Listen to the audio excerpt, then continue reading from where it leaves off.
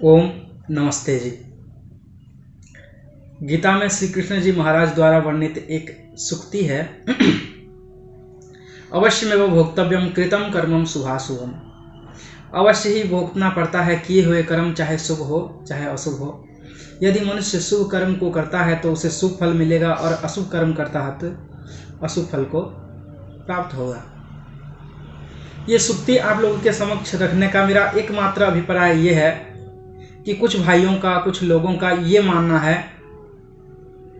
कि हम संसार में आकर के कोई भी पाप करें, कुछ भी करें, उसको हम जो है एक बार गंगा में स्नान करने से हमारे सारे पाप धुल जाते हैं, या उनके पास ऐसे बहुत से उपाय हैं जिसके माध्यम से वो जो है अपने पापों को धुल सकते हैं।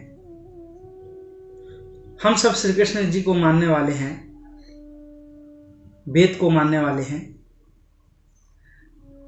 तो श्री कृष्ण जी की इस बात को भी मानना चाहिए कि मनुष्य जो कुछ भी करता है उसका फल उसे अवश्य प्राप्त होता है, चाहे शुभ कर्म करे चाहे अशुभ कर्म करे।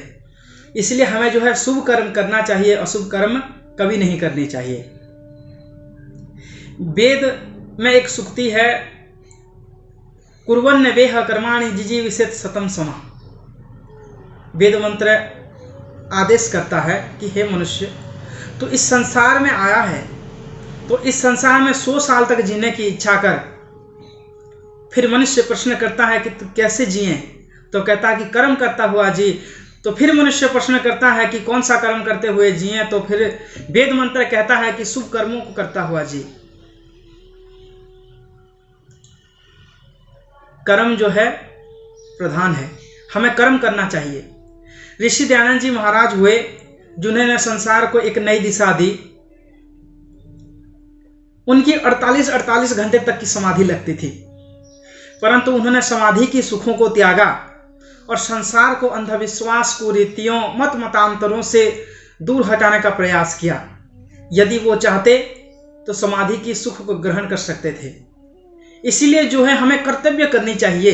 कर्तव्य से ही हम मुक्ति को प्राप्त कर सकते हैं, अन्य किसी उपाय से क्या पता प्राप्त कर सकते हैं या ना कर सकते हैं, परंतु कर्म से अवश्य प्राप्त कर सकते हैं। और किन कर्मों से प्राप्त कर सकते हैं, तो उत्तर आता है कि शुभ कर्मों से। अब लोगों के मन में यह प्रश्न उठता है, कौन सा कर्म शुभ है?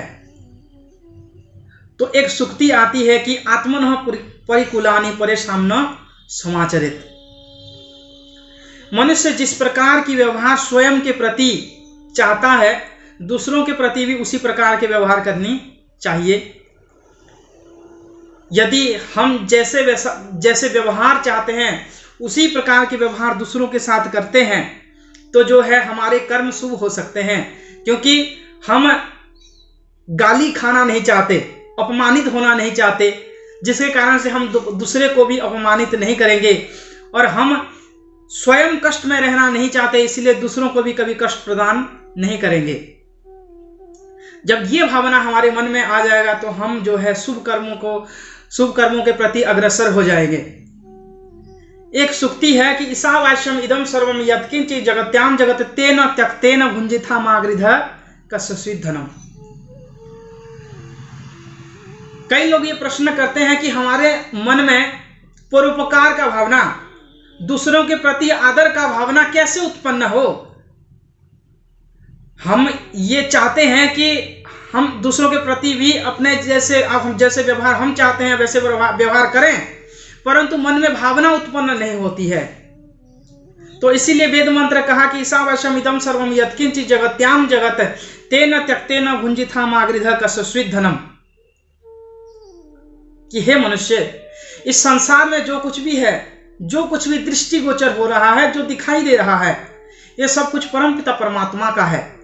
इसीलिए इन वस्तुओं को जो संसार में है, इन सबको त्याग पूर्वक भोग करना चाहिए, लालच कभी नहीं करनी चाहिए। जब ये भावना मनुष्य के मन में आ जाएगा तो उस समय जो है परोपकार की भावना उत्पन्न हो जाएगी, और उसके पश्चात जो है जिस प्रकार स्वयं व्यवहार को चाहता है उसी प्रकार की व्यवहार दूसरों के साथ भी करेगा। इसीलिए जो है हमें अच्छे कर्म करना चाहिए और हम विभिन्न मत मतांतरों में फंस करके, मत मजहबों में फंस करके नाना प्रकार के मुक्ति की मार्ग की ओर अग्रसर होते जाते हैं। परंतु गीता कहती है कि अवश्य में भोक्तव्यम कृतम कर्मम शुभाशुभम, अवश्य ही भोगना पड़ता है किए हुए कर्म, चाहे शुभ हो चाहे अशुभ हो। हमारे कर्म कभी भी समाप्त नहीं हो जाते हैं, उसका फल जो है हमें अवश्य प्राप्त होता है। इसीलिए जो है हमें शुभ कर्मों को ही करना चाहिए। अगर मनुष्य मुक्ति को चाहता है, सम्मान को चाहता है, ऐश्वर्य को चाहता है, कीर्ति को चाहता है, तो उसे चाहिए कि अच्छे कर्म को करे, शुभ कर्मों को करे और वेद के अनुसार चले। इति ओम सम। धन्यवाद।